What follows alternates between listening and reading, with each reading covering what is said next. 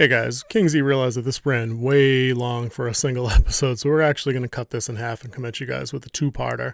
So that was the end of Andor Episode 6, The Eye. We're calling it, part 1. Stick around, go grab a drink, come back, do what you got to do. We'll come right back at you with the second half of Andor Episode 6, The Eye. Further ado, this is really Episode 6 starting from here as far as the heist goes. Yep. There's literally a door of no return. Literally. Like they open it and walk through it, and then they lock it behind them. Andor, when they walk the Commandant in, Andor seals the door. And remember, they talked about that in Episode 5. Make sure you close the door. Yep. They surely did. So there's one Imperial on the inside of the door, standing guard. He snaps to attention. Andor's team basically walks the Commandant and his family in. Andor closes the door, it seals, and then boom, rifle up. Everybody, nobody move, drop the weapon, da-da-da-da-da. Yep. The rebels are here right at this point. Now, this point here, I'm going to point out, is one of the only kind of dumbass things that the team gets wrong. And they probably had to get it wrong for this whole thing to work, I guess. And it's something that when we were talking about before, how these guys they're not SEAL Team 6. They were bound to not get everything right. Yeah. And I'm talking about how when they're taking all these guys hostage, they make it a point to get the one-armed sentry to drop his rifle. They just walked with Pedagar for like 4.5 miles and didn't notice he has a sidearm. How is the first action you take after the guard drops his rifle is one of the people on your team doesn't roll up to him and just yank right out of the holster and disarm this dude, or at least at the very minimum draw on him so he can't draw himself. You're behind him. You're in every position of advantage to make this not happen. This kind of pissed me off. If there's a piss off point for the episode for me, it's this. Was there any justification for this at all? Like, can you do your mental gymnastic thing that you do where you make this like, well, they're not a tactical team. They wouldn't have known to do that, because to me it's one of those glaring obvious things as a fan of the genre. Like, how did you not do that? The only thing I could say is, either they weren't paying enough attention, like the jitters got in the way, and Andor wasn't in position because he was the last one in to secure the door to see it. But it should have been part of the fucking plan. Maybe we're doing too much mental gymnastics to hate on the moment, because the episode we both really did enjoy and we're just trying to find a negative in it. You know what I'm saying? But for me, as like we both know, we're both fans of the spy genre, sci-fi genre, tech thriller genre. I feel like this, Mitch Rapp would have known to grab this guy's gun. Like, obviously that would have been a thing. But Mitch Rapp was also a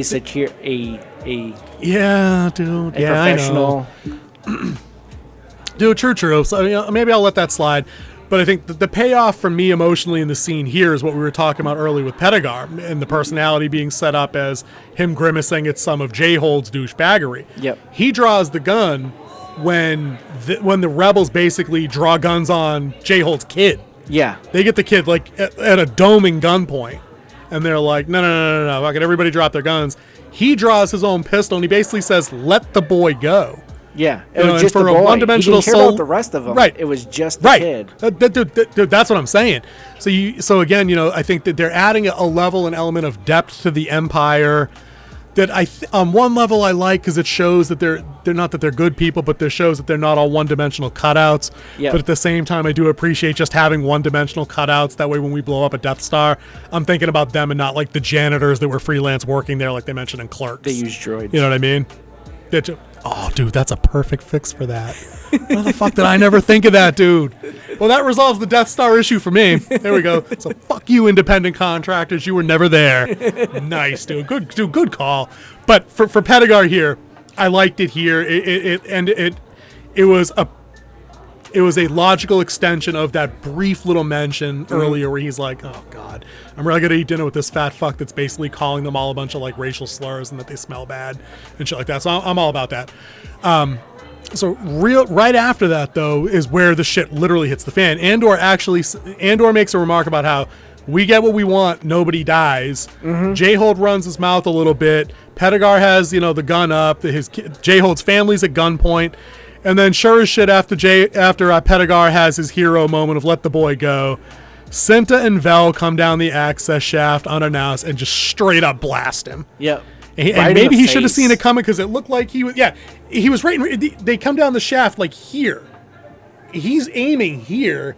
I don't know. Like you take him by surprise. It's a stressful situation, but they basically grease him no matter what. So you have to think a lot of times like that. Your peripherals are not that sharp, especially when you're a colonel engineer. Right. He's not a trained soldier, so things like movement here. And again, he's aiming down his drawn weapon on top of that. So you're right. Your vision naturally. I've got a little range experience myself, non-military. Your vision tightens in when you're armed and ready, and you have to so think, to speak. There, like, when you're in a non-combat arms unit in the military or in the army, you only have to qualify once a year, or twice a year. Most officers only go once a year, shoot their 9mm a little bit, and then that's it.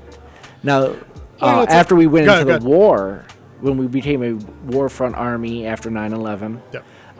It became more frequent for them to fire rifles and stuff like that because we learned that we needed combat that. ready and everything. But before in a peacetime army, which they're technically at the Empire's at peace at this point.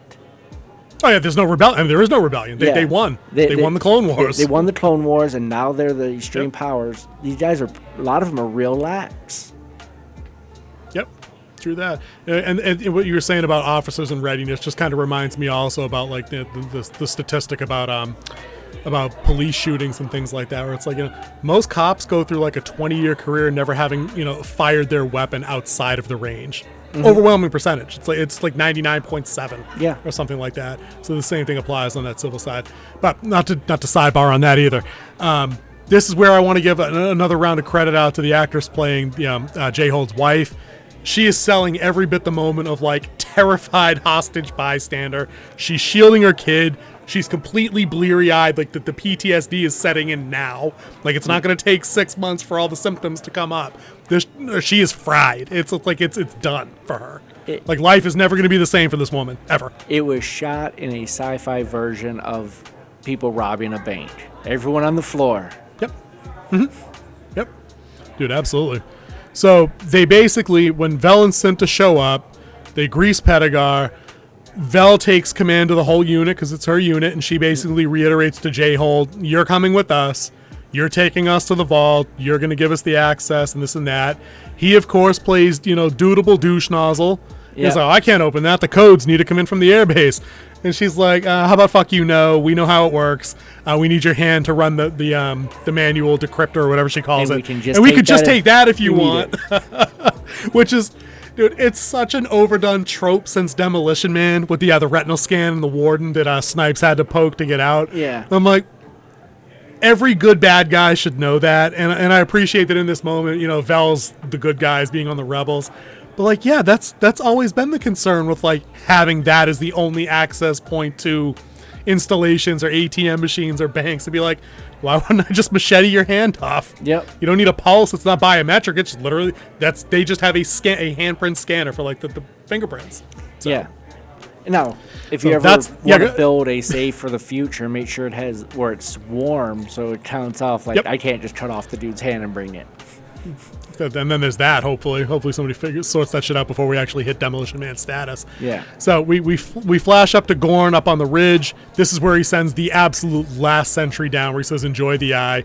He's by himself outside the door at this point. Mm-hmm. When we get back on the inside, we're still smacking around the group here. They're loading up on the elevator. They're taking him down. We get a quick bit. We get a look outside. I think this is where the event is starting to pick up a little bit of traction with the eye, because we get a really quick scene of the old guy outside. They got like a little bonfire going in the shrine kind of thing. And this is where they build like now, if you want to get deep religious in this is a religious event that happens for them. And you could tell they can't infrequently point that out infrequently, because this is like a once in a lifetime display for all the visitors that are there. Yep. And you could tell they don't like the Empire. He burns their gift on their holy day, and now they're out there praying and doing what they want while the bad stuff is happening to the Empire. It's like a karma, like their religion is making this happen. And that's why I believe why they kept cutting back to him to show that, their passion is being 100%. Driven into Team Andor. Dude, 100%. Dude. I mean, the direction of the episode here is that they're very much investing by way of the visual storytelling with those cutbacks, that feeling in you as the viewer where you're like, okay, so we are outnumbered and outgunned, but there is something else, and they didn't call it the Force, they didn't call it God or anything like that, but you feel it, know, on a spiritual level, on a human level, there's something greater at play. It may never literally be referenced ever anywhere in an episode, but there's a feeling to it, there's a metaphysical aspect of that cutback to showing that display as the tension's rising and as actions are being taken, that maybe something in this world is shifting a little bit. Yep. So I'm with that 100%. I do have one of my minor, it's not a costume gripe, it's a prop gripe. When Vel shows up, dude, what's she carrying for armament? She has a slug thrower. Now you call it a slug thrower, and that would be correct for in-universe. But what it really is is one of the AKs is some kind of plastic AK variant from Halo Episode 1. And I'm going to mention this again in about 10 minutes because it's pretty fucking hilarious. I'll get to that when I get there, though. But I just wanted to point out that she hasn't ditched this weapon yet. She sends the crew off with J-Hold. They're heading down the service elevator. It's Andor and Tamarin. They're going down. The rest of the team is kind of gagging the rest of the hostages. So topside, it's still Skeen, Nemik, Cinta, Vel, and the collection of Imperials that they've taken hostage. Yep. Like I said, there's really no wasted shot in this entire episode. The next thing that comes up when the elevator doors close is the jamming unit affixed to like the circuit breaker or the radio tower that Vel and Cinta installed up on top of the dam to basically cut their communication. And it's not even a jam. I think it's a scrambler or something because it's like it just leaves white noise. But it doesn't seem to distract the operator that's in there until the unit shorts out later. Yep. So it's kind of like he notices that it's a little too quiet, or I'm not sure how to read it, but there's basically a jamming or a scrambling device of some kind of thing. But the point here is that in wasting no motion, they cut back to show you that the device is activated, that it's basically up and running up on the top. And I don't think this was the frame. This is actually where it shorts out because it's blinking. And then it stops.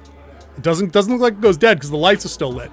And then from that very tight, it's like a 5 second, no more than 5 seconds.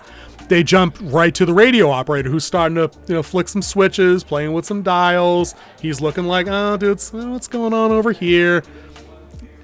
And he's got some growing concern. And again, it's a quick shot of him doing his job like he would do. Yeah. He's not pulling alarms. He's not jumping on comms just yet that we see, but he's also not a joke. And I appreciate that about this show is that they treat all of these nameless characters like they're not NPCs. Like his feet aren't up on a desk. He's not reading like a nudie mag. He's not drunk. You know what I mean? He's not doing anything stupid. Like my man's just like going through the motions of his job. And the actor sells it like, this might not be right, but okay, let me keep working at it and see what's going on. Yeah. So I dig that because it adds an element of like authenticity to what they're doing. It's straight troubleshooting procedures. Not working. Let me start going through my steps. Right. Retest, recheck, right. Let me check this. Let me restart it. Let me check the tables. Dude, that's every IV I've ever hung in my entire life. It's check, and recheck before you hit the fucking start button on the pump. Yeah. You know what I mean? That's generally a good idea. And when something beeps or doesn't look like it's going, you were like you're a tech guy. You did tech guy in the service. Yeah. Like you don't even need a beep necessarily to tell you something's wrong. Sometimes your gut just tells you something's wrong. And then you kind of gravitate over to an instrument panel and you, like you said, you work your way through some basic troubleshooting. And most of the time it's nothing, but God forbid you don't listen to your gut and it's something. And your tip of the day, restarting, recycling power fixes 98% of problems. The other 2% is usually physical error. And 0.5% is the other end. Like I kicked the plug out kind of thing? Yep. Power's essential. Here you go, guys. Sidebar for the day is we're going to start a new podcast. And it's all going to be about tech tips on how to keep your shit up and running. There you go. Yep. You heard it here first. Remember, we will not be covering financial or medical advice. All right. So rolling back through, the rebels are basically making their way through this conspicuously abandoned facility, but not really, because we basically know there's an event and forces have been sent out of the way and they're running on skeleton crew very logically. So what we don't have here is an example in other movies like this where there's no bad guys around ever for whatever reason, because the plot needed them not to be there. We've seen them lay the groundwork for why they don't have to pass 47 checkpoints inside this secure installation. Yep. They were ordered to stand down on a special occasion for legitimate reasons. Which goes back to what I was talking about in our last episode. Establishing, setup, execution. Setup, payoff. Yep, there you go. So Andor and Tamron walk the Commandant, J-Hole the A-Hole. Oh, that's a great name, J-Hole the A-Hole. Should have went with that up. Dude, you know what? Can we start over? Can we just go back to the beginning and dub that in? That'd be great. So welcome to Winterwolf's Den. No. Welcome to Winterwolf's Den. We've got J-Hole the A-Hole.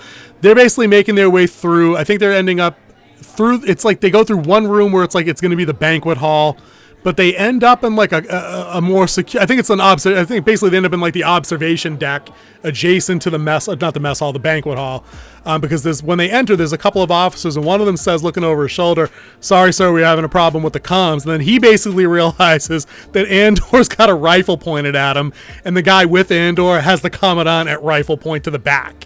Mm-hmm. And so he basically gives them the hands away from the console bullshit. These guys don't ask any stupid questions. No one does the hero move. And it's like you said before, these guys are like radio tech operators. They're not Rambo. They're not John fucking McClane. Like, they're not Neo from the Matrix. They're just dudes running the radio, running the radar, running the cameras or whatever.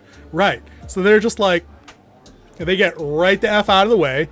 And again, no wasted motion. Mm-mm. There's not a 50-second, 60-second conversation between Andor and these guys. They just go. We cut right back to Gorn, who's now finally getting with the program outside. He's checking in with the group. He's looking up at the observation tower to see what's going on. And we know he's probably on his way to join them. Now, this is where it gets super kind of... I like it. I don't like it. I didn't understand why they were separated in the first place. We get a quick shot of Vel loading the rest of the people into the elevator and heading down to...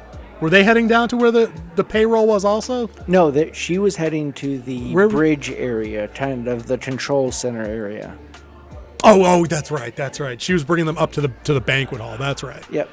And the reason they did that separate was because you couldn't be seen marching, a bunch of civilians around. Okay, never mind. Scratch that, guy. Sometimes Winterwolf's a little slow, but King Z's got it covered. Radio guy is starting to freak a little bit in the next scene. He's checking additional panels. He's starting to look a little bit more concerned. He's not sweating bullets. He's not freaking out or anything like that. But the way he's moving is at a more animated, like, now there's some shit going on. We got to check out some other stuff because there might be something going on.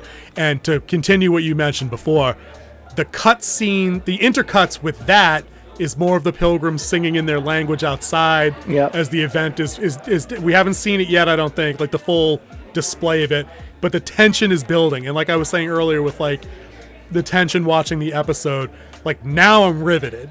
And I'm like, okay, all right, something special is going to happen here. And there's going to be something cool. Their singing got more intense in this scene, too. Yep. So it goes with the level. It just keeps getting more and more, and they keep building and building, and then more of the eye stuff.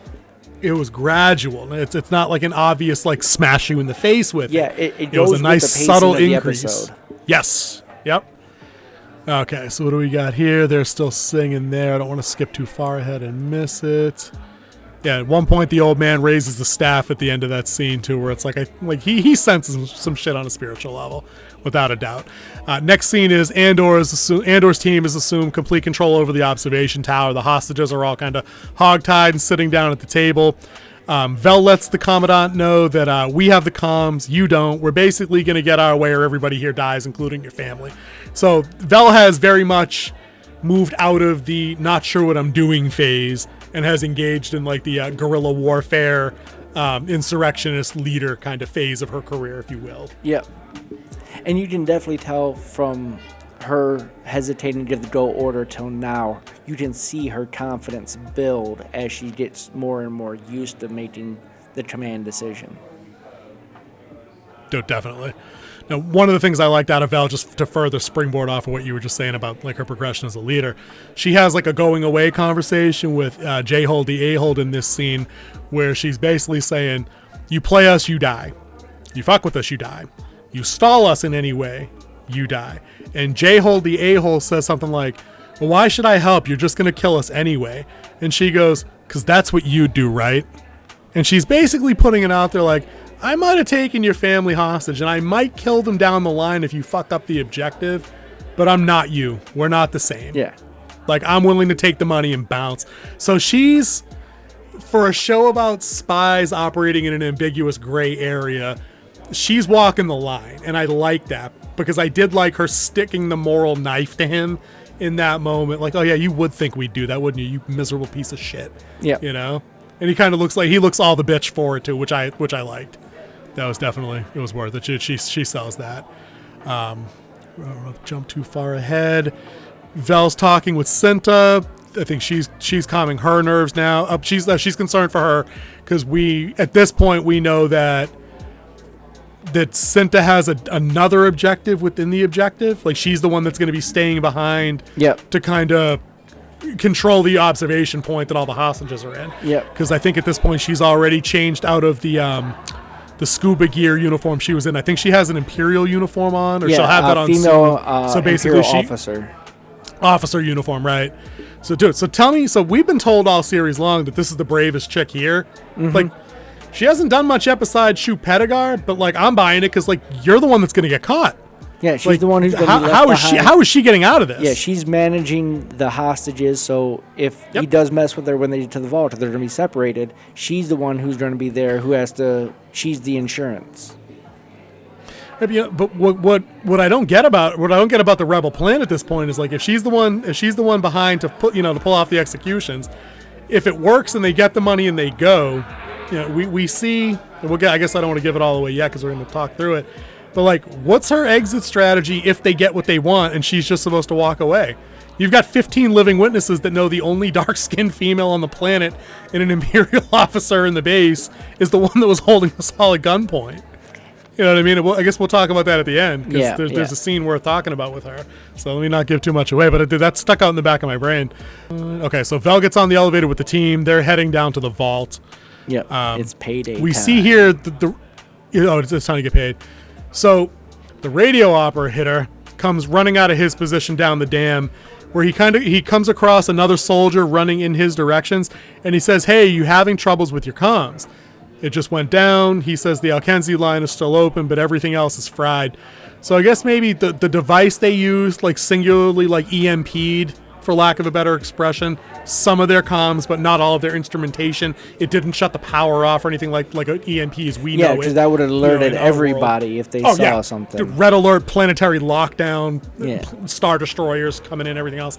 But he's still not. I don't think he's sold completely yet, because the soldier he's talking to goes, it must just be the eye, because atmospheric, aurora borealis or some shit. It's it's just messing with our shit. They're taking the elevator down. They're all exchanging glances. Vel gives the order for Andor Clem to get out first, which makes sense. He's the one in uniform with the Imperial weapon. Yep. And if we skip forward just a little bit, we finally end up in the vault/hangar room. I have it frozen on screen here. It looks like the Imperials have left behind maybe 6 or 7 guys. Yeah. They're basically the skeleton crew for the hangar, like the maintenance crew, whichever. Andor's team, these guys are just chilling out. They're playing cards. They're having a nice little laugh. Andor's team shows up.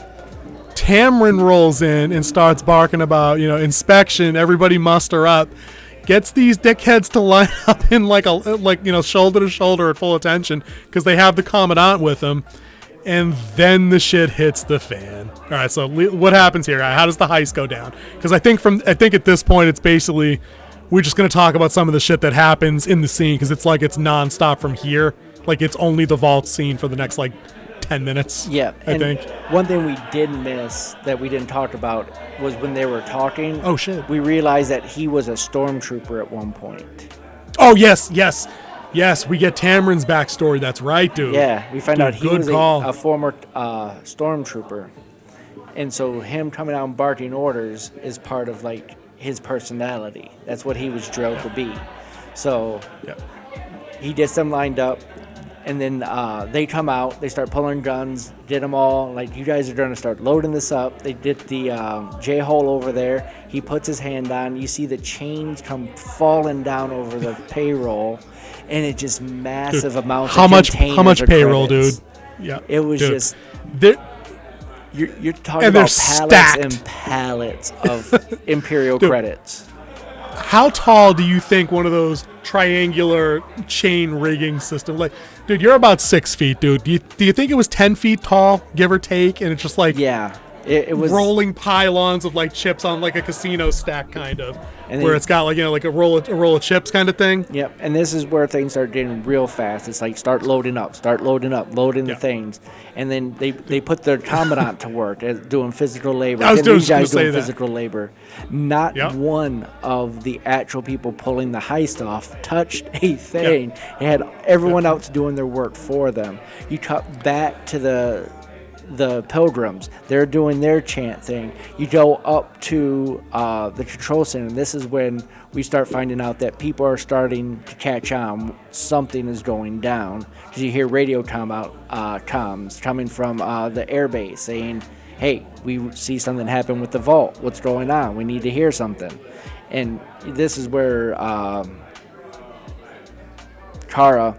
Radio. Yep. No, Kara's like, she's getting dressed, just like watching the red buttons, and she's pushing a few things, and she gets in her Imperial. Yeah, the hostages, they're all tied up. Cinta. Yeah, Cinta, yeah. The girlfriend. Okay, my bad. I'm like, wait, what character did I miss? Yeah, Cinta. She's there. She's up there, and she's actually hearing this, and so she starts pushing buttons to try to delay him a little bit, I'm guessing. She didn't get on the actual radio because she knows that she would give it away with her voice. Right.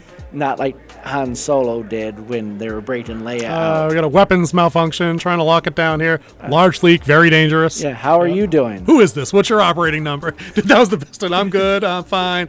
How are you? Dude, to this day, that shit cracks me up. So let me see here. Yeah, so the pilgrims are still doing their thing outside still. They show a couple of the girls are dancing. Actually, a lot of the people are dancing. The old folks are dancing. They're getting down. I think we get one more cut to, oh no, that's actually the one you just said, where she's messing with the comm buttons to kind of just keep it alive as long as she can, basically. Yeah. She eventually cuts power, so she cuts the outside power to like cover whatever escape's gonna come. So it's her that does it. Gorn's heading downstairs. I'm trying to cut to the point where. All right, so they're already sending a tactical team down.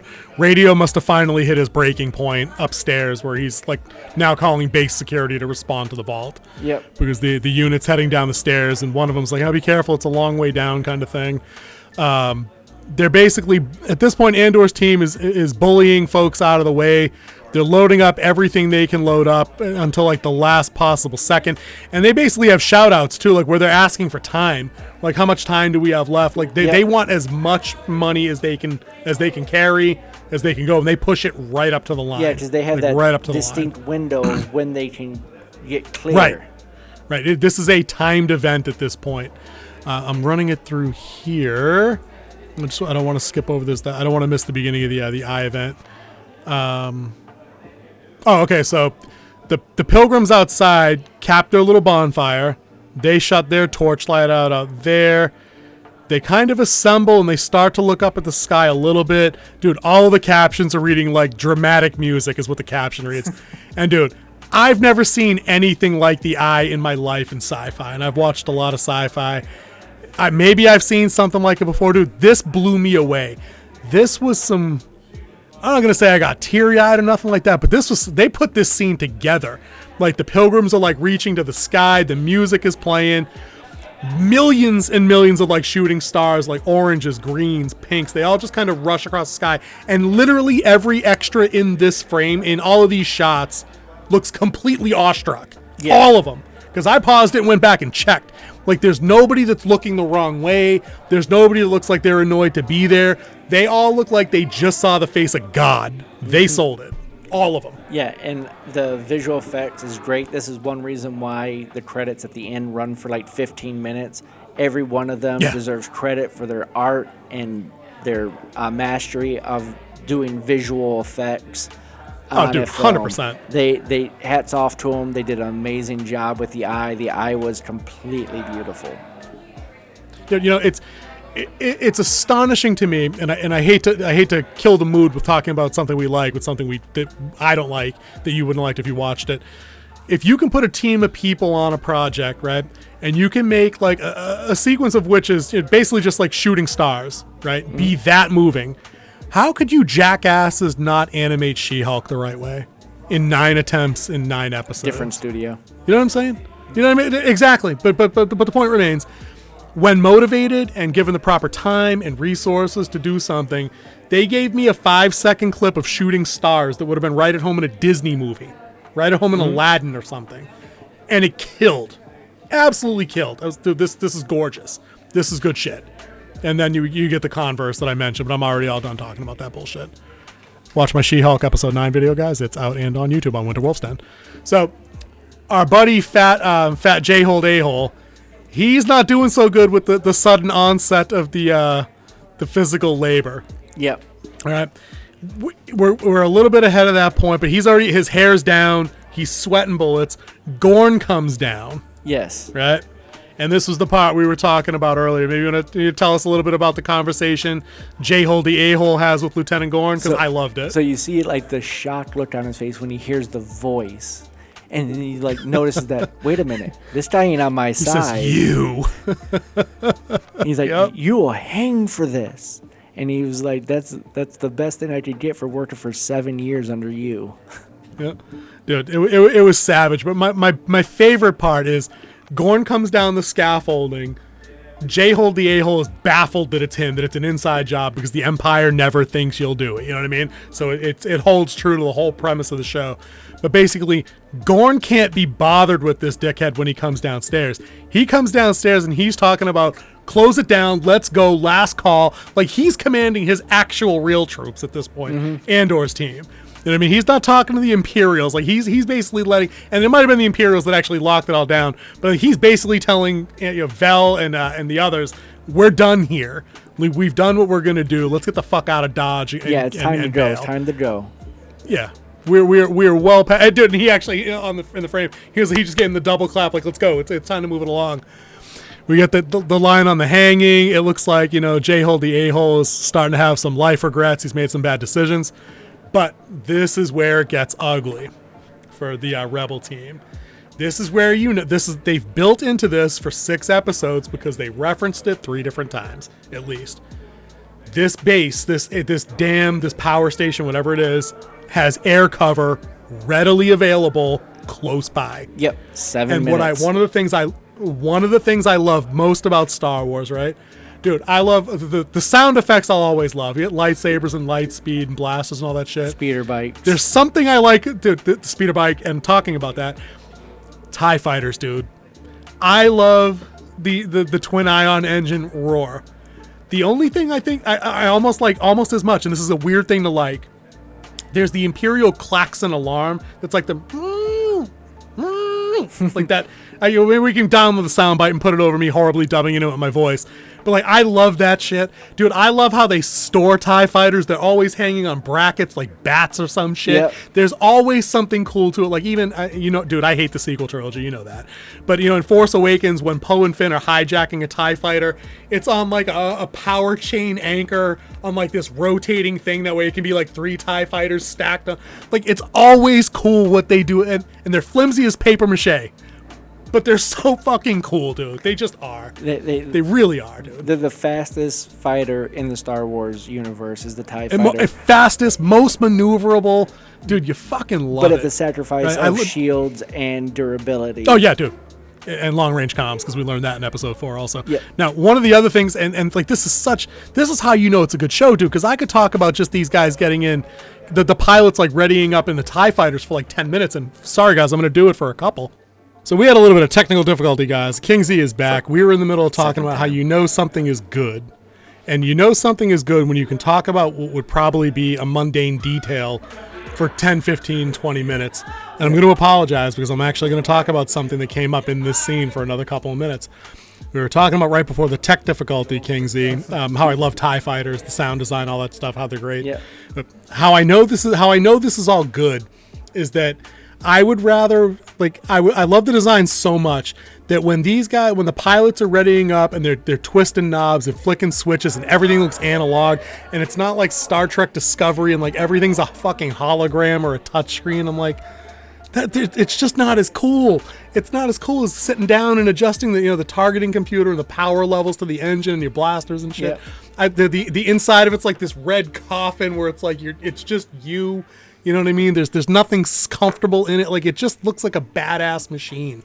Dude, and I fucking love it, dude. I really do. Yeah, I like I've always got love for the X-Wings and the Falcon, but the TIE Fighter's the bomb. The visual of the pilot climbing down the ladder into the top of the TIE Fighter, that was a very stunning shot. Dude, that's what I'm saying, dude. They're just so cool. You know, like, and the best way I can explain it to people that don't like sci-fi is like, have you ever tried to, like, angrily hang up the phone with like a smartphone, and the best you can do is just like jab the end button? Mm-hmm. You remember back in the day when phones were on cords, you just smash that bitch down when you were mad? Yep.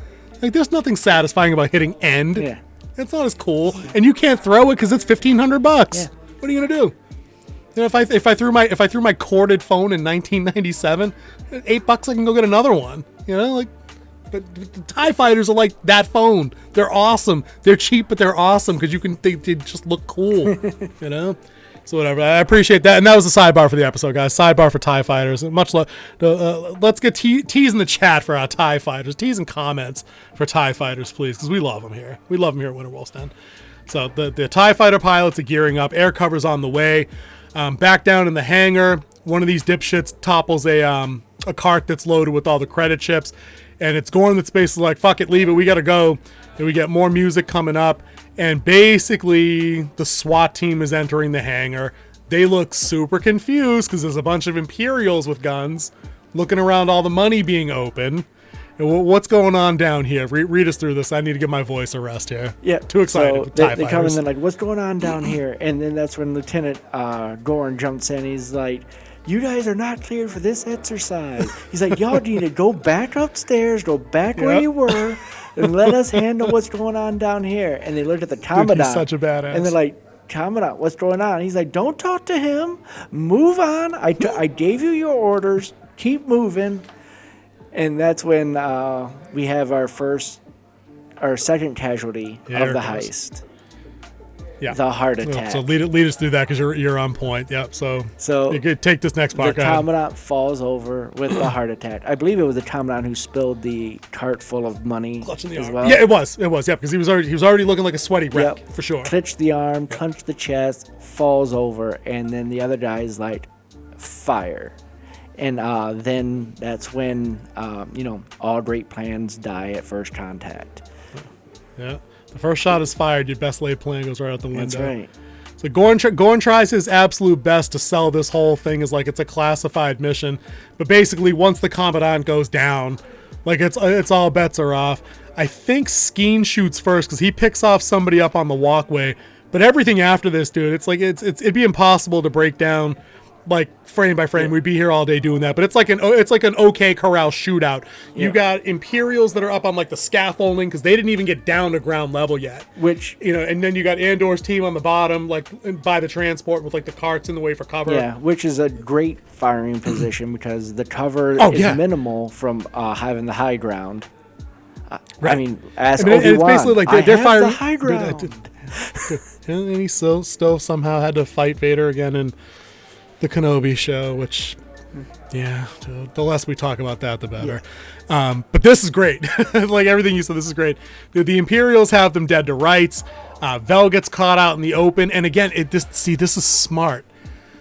It's like they tied in the Commandant dumping the little trolley transport thing that had the money on it. He tips it as he's having his heart attack. And that tipped over piece of heavy durable equipment is the thing Vel takes cover behind. Mm-hmm. Like she's adapted to her environment in the middle of a firefight because it was the smart effing thing to do. But it's not like it didn't have to be some cliched bullshit solution that comes out of like nowhere. Like it was something that was just there that wasn't like, a support pillar or some crap. Or flipping a table. or flipping a table, because that'd be fun. Dude, they slug it out. We got blaster bolts coming from multiple angles up top and below. So I'm going to pause here because this shit's the hilarious part. Now, guys, if we could just review for a quick second. Again, King Z, what kind of armament was Val carrying? Slug thrower. And as we pointed out earlier, it's really a... AK-49, I believe. Why on earth did it fire a fucking blaster bolt then? Why? Because... Go back and watch. It fires a red blaster bolt. It's a piece of shit. Because when they pull the trigger, you associate the front of it with a CGI laser that shoots across the thing. Because I could turn anything into a laser or a lightsaber with After Effects. Gold medal, mental gymnastics to King Z. Dude, it's like they raided the prop department from like anything current day military movie prop locker. That it's an AK variant that has like an actual magazine loaded into it. It doesn't look like it's like like the Han Solo pistol is basically, what was it, a modified was it a Mauser? Is that what it was called? They basically bolted some plastic shit onto it and made it look like something futuristic and shit like that, right? This is just a gun that they literally took from a prop department. There's nothing funky on it. There's no lights. It's not like a fantastical version of a rifle, like how in Aliens they had the pulse rifles that have like the digital ammo counter. The magazine is this big, cinder block looking thing that attaches underneath, shit like that. Like, no, this is something you and I could walk into a local gun shop, you know what I mean, and purchase like right now. I can tell you, and it fires laser bolts. What movie we've seen that on before? As they've used props from this movie, that literal model. They've used props from this other movie as well, and that'd be the Indiana Jones franchise. That AK? That AK was in Crystal Skull. That doesn't exist as a movie, as we all know. There's only 3 Indiana Jones movies. But okay.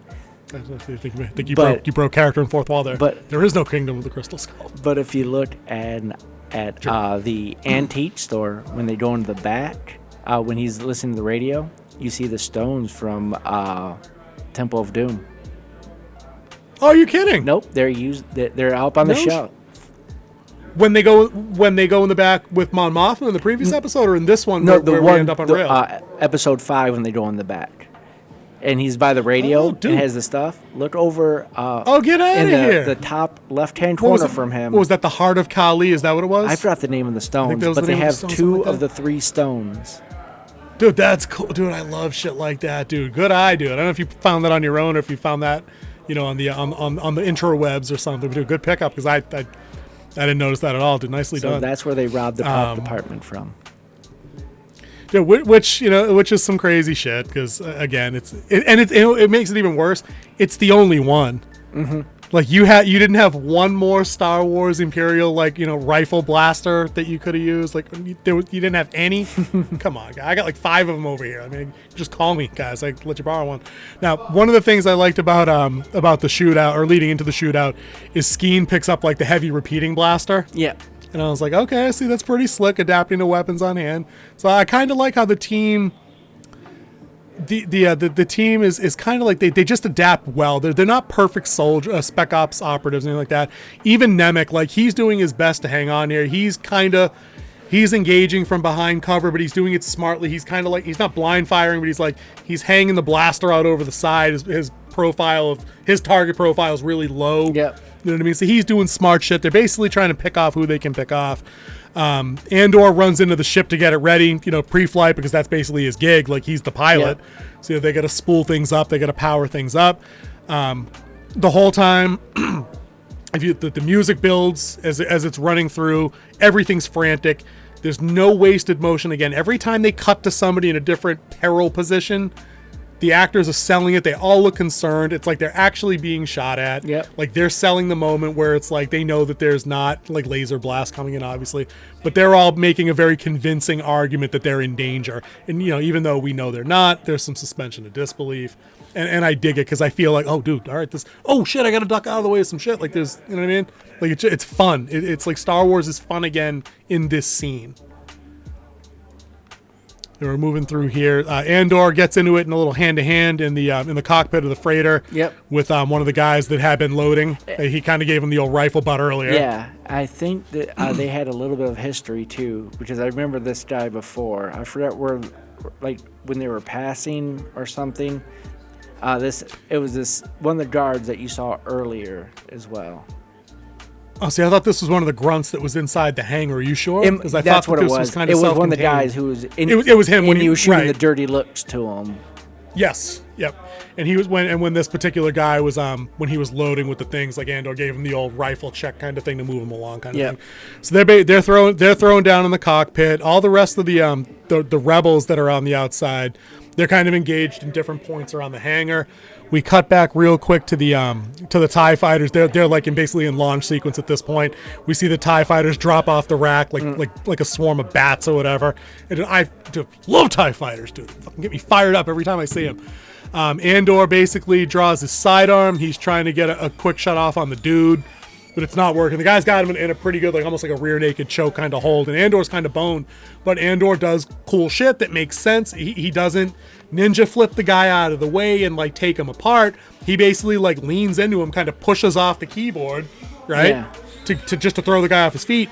He goes down, but it doesn't disable the other guy. Yeah. They're still wrestling for control of the gun, but Nemec from the outside takes a little shot-a-roo of his own and eventually kills the guy that's kind of got Andor, in the about to choke his ass out. Yeah. And this, and that, which is all cool as fuck. This is the part we were talking about pre-show. That besides them not taking Petagar's gun, this might be the dumbest thing I've ever seen in an action sequence coming up right here. You've got Skeen and Tamarin they're posted up on either side of like a really like a sturdy stone. I think it's like the other main doorway into the transport that isn't the stairs that the Imperials are coming from or something like that. They're basically in a semi-safe spot. Yep. Vel is pinned down basically in like the middle of the hangar floor behind the upturned trolley. So durable, solid cover, but she's in danger. She can't move and she can't shoot. Yeah. Right? Tamarin tells Skeen to cover him, like he's gonna do something that's gonna get Vel out of trouble. So Skeen he fires off a couple of shots, like because he gives it the old 1-2. He nods. Oh, wait, is that Tamarin? Is that going? No, that is Tamarin. I'm right. Mm-hmm. Right. And then Tamarin just runs out to Vel, makes it about halfway there, and catches a fatal blast to like the back. Yeah. He's dead. That's it. Tamarin's dead. What was the plan there, big dog? Like, where were you gonna go? She's not disabled, like you weren't going to pick her up and get her to the transport. You'd both still be taking fire from the Imperials on the scaffold. What was this just a way to kill a cast member, to be like, oh snap, Game of Thrones? Like, Walking Dead? I don't, like, what did you make of this? This was legitimately confusing. I hate to ramble about it, but like, I was awestruck at how dumb this character's dude. He's the professional soldier in the group. He's the stormtrooper in the group. Exactly, he's a stormtrooper. What was he thinking? What do stormtroopers do best? Yeah, dude, missed targets, I guess, everything after the Clone Wars. But I mean, still, seriously, this was really dumb. This is probably more egregious than him trying to, than nobody taking Petagar's pistol. Yep. I think. Yeah, I didn't really see the point of him running out unless he was trying to run to the stairs, which was the opposite direction to try to draw that, or he was trying to draw fire on the purpose. But he was running towards her. Why would you? How are you drawing fire running towards the person pinned down? Where was she gonna go? I honestly, I thought, and because the show had been doing everything right on the spycraft level so far, I thought dude was gonna run out and flip the thermal detonator up onto the scaffold to throw a smoke grenade down, or he had maybe on the way in they would have had a shot at different, but he might have noticed a weak point on the scaffold, so maybe he got in a better spot and kind of blasted down the scaffold and took down a few of them, but he's just dead. Yep. That's it. You got no mental gymnastics for me on this one at all. No. Nothing. He's it's this objectively dumb. This one little bit. He has that stormtrooper mindset. Just charge in. But then he should have charged out and started shooting upward. Yeah. He basically he runs to Vel, weapon down, weapon lowered, and does nothing but die. Oh, dude, I'm flabbergasted that they got that one wrong, but we're not gonna. I guess we won't go too far off the rails with that. It's super depressing. He's definitely dead and down. There's no coming back from that. We flip back up. This is where Nemec actually gets the shot that frees Andor. Andor rises up with the sidearm. He's able to free up Vel. Mm-hmm. He picks off the last couple of Imperials that are up top. Because he's badass with that handheld. You don't need a full blast rifle. He's quick. No, quick shot. He quick shot McGraws them. And I'm going to run us into the part that I was mentioning earlier that I don't remember. I don't remember when Gorn dies, and I'm running through. I think he was the first one shot.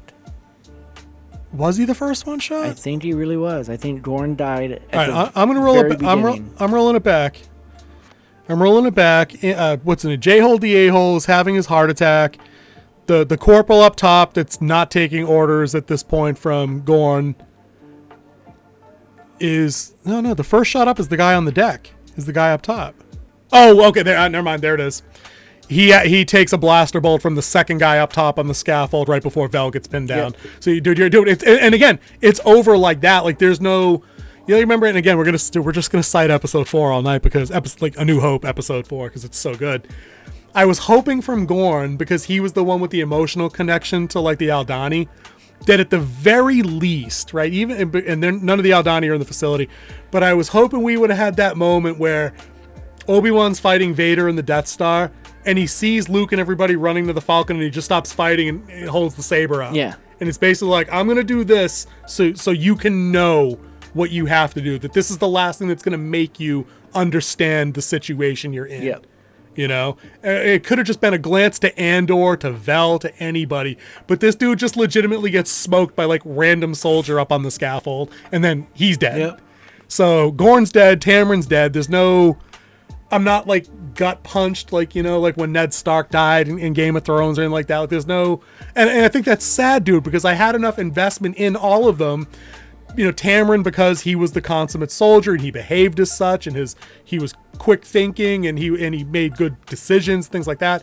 And Gorn had the obvious connection to like the natives, and like the actor sold it that he loved that woman. The Empire took everything from him, and like this is all you guys get.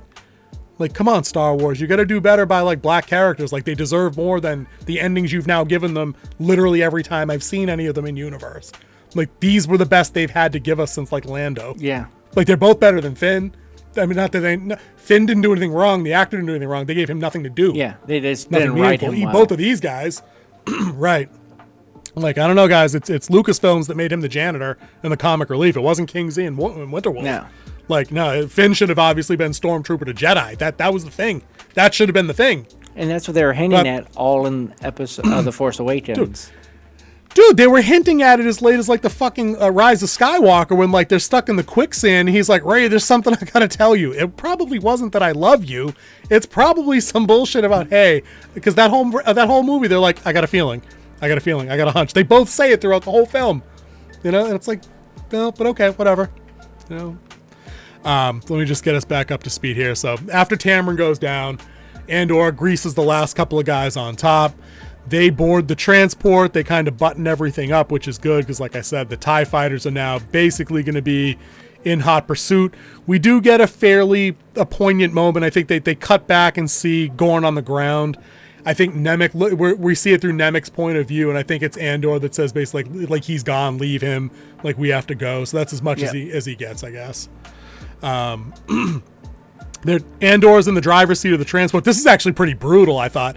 The ship's on like a maglev kind of rail for like the launch purpose. Like it's basically like a magnetic catapult for those of you guys that don't do a whole lot of the sci-fi. It's pretty dope. It takes off at like a reckless high speed. And again, the realistic consequences of actions that these characters have taken come back to bite them in the ass. Yep. They were in such a hurry to gather up all this heavy ass currency that they basically just dumped like bucket loads and bucket loads and bucket loads and pallets and pallets and pallets of credits on this ship. But they didn't cinch anything down. No, they didn't. They did not set the mag secures. Now, I'm not a physicist, but I got a basic working understanding of things like gravity and friction and drag and things like that. So, King Z, when you're on a level surface and, heavy shit is here and you're standing behind it, you're pretty safe, right? Level surface? Yeah. What happens when the level surface turns 45 degrees and the heavy thing isn't battened down? Uh-oh. Also, if you're behind it, what happens? Even on a level surface, right. If you add in that speed and takeoff, stuff of course, inertia goes back. Yep. Dude, think anytime you're in your car and you take off. Yep. I mean, right? That's why I want to own combination a van. of physics. When I take off, everything that I have up front will go to the back, and if I need it again, I just slam on the brakes and it flies forward again. It shoots right. Dude, I actually do that with if I drop a soda off the front seat, I brake real hard because it rolls into the front of the footwell and then it slingshots back. Just kind of reach down and grab it real quick. Apologies to anyone that's ever driven behind me on any of our highways out here, but that's definitely me that's doing that. So, unfortunately for us, one of our favorite characters is on the receiving end of gravity and science and, weight and things like that, absolutely ruining his entire day. Dude, what happened here, dude? He gets crushed. You have... Who's he, guy? Bring us up to speed. Nemec. He takes a pallet of credits to the chest. Dude, it's savage because he's conscious while it happens. Like, he's not knocked out and then it crushes into him. Like, this dude is wide-eyed and bushy-tailed when this thing slams into him, and it's gruesome. Like, it's not gory, but like, that he's like organ damage from here down and paralyzed. You're fucked. And like, you're just done. Actually, they say that, right? He says he can't feel his legs when they pull him out from behind. When they finally break, we'll get to that in a second. Hang on one second. So, because basically, we now get our second look at the eye, and this is equally as badass. The transport ship comes shooting out of like the launch bay out of the tunnel. It hits the sky. Dude, the sky is basically a field of diamonds and emeralds at this point. Like again with the music and the Aldani's gasping and everything.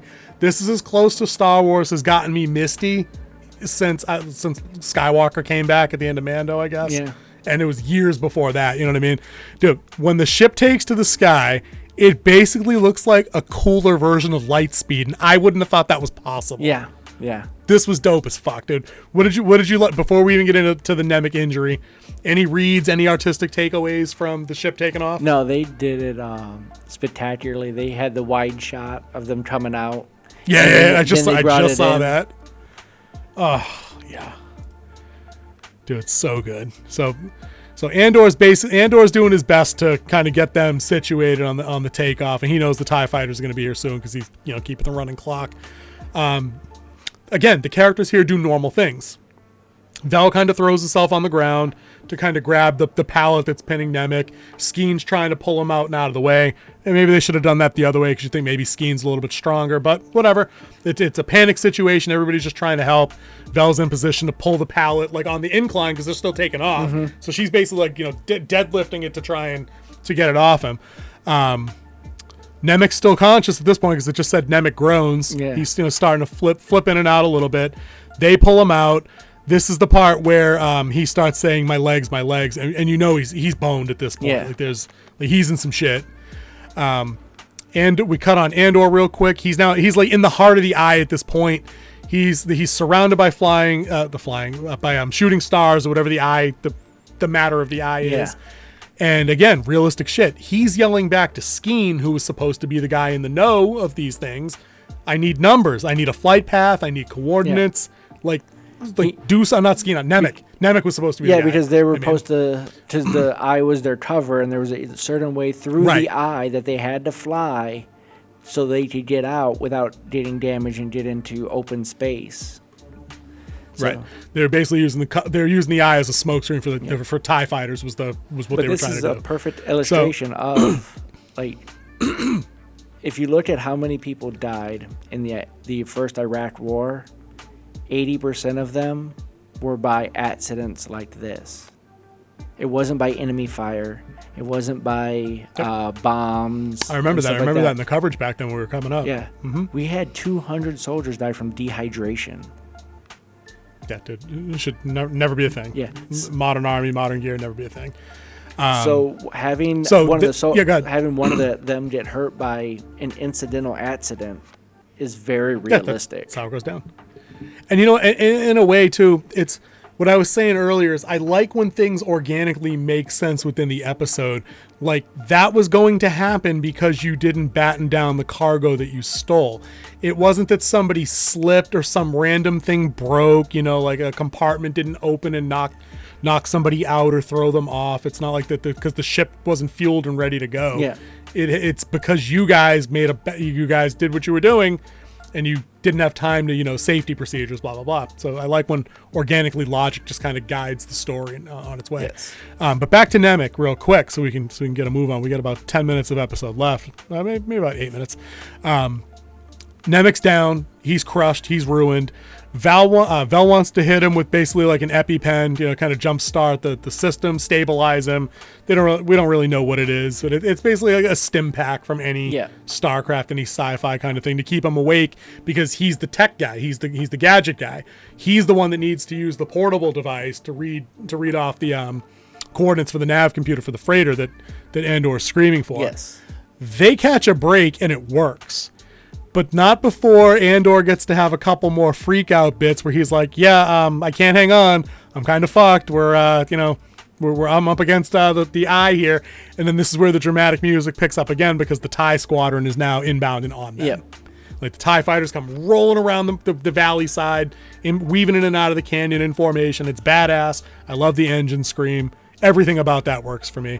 But again, the stakes are gradually rising. There's a great shot right here, and I might send it to you to throw in. Actually, I'm gonna roll that back real quick. So I do want you to add this in here later.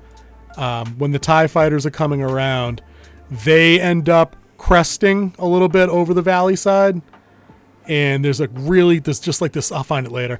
There's this slapping ass shot of they're rising up from the ground juxtaposed against the eye in progress. Yep. So you get the TIE fighters with like the ion green color that they're using in this show up against the sky, which I like. It was just a cool visual. Oh, dude, I went way too far back, because that's the TIE fighters closing in. The TIE fighters get up. They are handing Nemec his device. The med spike that they gave him has stabilized him enough to basically direct traffic to Andor at this point to climb, to dive, to dodge, to dip, duck, and dodge wrenches and balls and shit. Tension in this scene, good, bad, in between. Yeah, it was. You have an injured navigator, you have a anxious pilot, and you have two shook. And the whole team is shaken, because who isn't after combat? Well, and you've also got 3 TIE fighters screaming up your ass at this point too, which kind of also doesn't do you any favors to your confidence level. And Nemec gets, he pulls it together. He tells them when to climb. They argue about him climbing, and he's like, he just does that climb. Just do it. Yeah. And see, that's the kind of brevity and humor that I need in Star Wars like that. Like, I don't need the obvious on-the-nose jokes unless it's like one character a couple of times. Like, it's not a Marvel movie, so it doesn't have to have a punchline after every dramatic moment that happens. And I'm gonna say back again, too, everything going on camera that I'm watching as we rewatch this scene here with the exterior shots of the ships against the sky. The sky's going crazy, turning all different kinds of colors. One of the tropes that Star Wars always uses in these space dogfight and chase scenes is they always seem to get 2 TIE fighters to smash into each other. Mm-hmm. They pull off that trope in this one after the first one, I think, tags a part of the eye. Yeah, part of the particles shred the first TIE fighter. Yeah. That's when he climbs. That's right. And then when they later, he's like, you see him like he's climbing, he's looking down, he's like, now dive. So he dives, and then they come up, and then the one gets hit by another particle taking off the wing, and it falls right into the other one. And then which is every Star Wars movie ever. They always getting hit by asteroids and shit. Coming right out of that, we see Cinta. She's outside the compound now. It's another great shot where she's walking away, and the eye is just full-blown dazzled above her. The pilgrims are still watching. Even the lead pilgrim guy, the old guy with the staff that burned the goat skin, he looks bleary-eyed, like he's about to cry watching the whole thing. The Imperials that are on the ground, that are guarding the pilgrims, they're all looking up at the sky. They know it's a once-in-a-lifetime thing. Everybody's basically in awe of this. I have one right here on screen. One of the ladies actually just starts openly crying. Yeah. It's all, and the music is cut up against it too. It's all really moving stuff. And this is Star Wars. This is supposed to be, outside of like the Force and the Skywalker stuff, this is Star Wars to me. This is what I want. Yes, and this is what I was hoping for with this series. A standalone series that can carry itself, that just happens to be in the Star Wars universe. Agreed. Because one of the complaints about Star Wars often is that, for a galaxy far, far away, why does it all feel so small and condensed a lot of times when you only ever return to the same 4 or 5 planets, and you're always referencing a Skywalker or a Hutt or a Kenobi or a Yoda. There is more out there in the EU Yeah, the expanded universe has how many books to it? Like 70? Yeah. 90? That are legend. They're not even canon anymore. Well, they're because Kathleen Kennedy said they don't exist. Yeah. Yeah. How'd that work out for you? Okay, not well. Not well. So we get back on the freighter. Andor is basically saying, I need to know where to go. What's up with Nemec? Is he still with us? Skeen gets a little mouthy with Vel, because it's obvious that kind of she's, the way they frame it, they want you to think that she wants to let Nemec die or, drop him off somewhere and just proceed on task with kind of the mission. Skeen mentions that there's a place that we can go in the interim with a doctor. Like, we just do a quick stop. No Imperials nearby. They could probably help Nemec. Like, he's one of our guys. We should do this shit. Well, he put it that it was part of the contingency plan that they had a doctor. Oh, right, that's right. I'm sorry, you're right. Yeah. Yep, and then Val's like, right. let's just move on. And that's when Andor's like, where's this doctor? Like, pretty much took over at that point. Like, where's the doctor? I'm making the call. Oh, actually, and Andor has a line right here that I randomly paused on, where it's like, when these three dipshits are trying to decide Nemec's fate, Andor points out, well, this kid is the reason we're here. Yeah. Like, we're here because he is the cause, he is the heart of the cause, but also, quite literally, he's the guy that just like navigated your way off of Aldhani and got you out of trouble. Yeah. So I'm just gonna jump a little bit far ahead here. So they wind up picking to go see the doctor on the planet. Yep. The doctor's got like a pretty cool four-arm Goro aesthetic going on from Mortal Kombat, which I like. Quadpaw. You making that up? It sounds like you. No, it's his real name, Dr. Quadpaw. I'll take your word for it. Remind me of a four-arm Maz Kanata. True. So they're there. We get a quick scene. The doctor's operating what we can assume to be on Nemec's spine. Would be my guess. He's got him in kind of like a lateral position, working on him with the forearms. That's pretty cool. The creature effects I thought were pretty cool. Yeah. Arms are all moving in conjunction, kind of fluid. Yeah, it was played by a guy named Adam Cook. And if you take a good look at him, he looks just like the creature that from Force Awakens, who gives the lightsaber back to them to give back to Luke. Remember the female who had like the goggles on? Oh yeah. That's Maz Kanata. Yep, that's what I was saying. Yeah. Because he got like a feline thing going on. We had the goggles, things like that. But she only had 2 arms, so it's similar, but they're probably not the same species. Yeah, but anyway, she's female, he's male. Maybe males have more arms. Yeah, maybe you might be right. It's Star Wars. Anything goes. So we come up on our not our last scene, but it's kind of like it's the shocker, I would say. Because there are 3 scenes after this, and they're all kind of short and just basically reset the board for, I think, who are going to be some of the key players in our next batch of episodes as we go forward. But this scene's definitely the shocker. It's Skeen and Andor sitting outside the doctor's hut, and Skeen has a very interesting proposition, which explain for the good folks. Skeen talks about that he's okay with killing Val, running off with the money, and splitting it with Andor. And then Andor was like, what's going to save you from coming after me or turning me in and stuff like that? He's like, I got 44 million reasons to not remember you. Because they put out that they stole 88 million credits. Imperial credits on this heist, which as we established is basically like almost the currency of like real world current day like American dollar. Like 88 million is nothing to fuck with. Like it's a significant amount of money. Life-changing money For literally anybody that comes across it. So where Skeen and Andor come to a head here, I believe the setup dialogue is that Andor basically asks him, well, what would your brother think of you tucking tail and running? I think that was how how's your brother arrived at the position. In the orchard, because you find out that Skeen really wasn't about the cause. He was about the money, and this was probably a plan that's been brewing since the beginning of. Well, he basically confides. He says that I don't have it. He tells him dead on. He said, I don't have a brother. It was exactly what you just said. Yeah, which was supposed to be the story that brought him to the whole thing. So once again, and in the moment here, go ahead, bud. I mean to cut you off. Just saying once again that he's been planning this part of stealing the money and killing whoever was left over for himself. Yeah, he's a rebel within rebels is basically who he ends up being. Tonally, I like the scene. Like there was an ominous kind of music as it was going. It wasn't too overt. It wasn't too in your face. But we get pivotal action that takes place here. And as, Andor has to very quickly decide what kind of man Skeen is, but he also quickly decides what kind of person he is. And he just outright blasts Skeen in the chest, side on, like he quick draws him and just blasts him and he's done. Yep.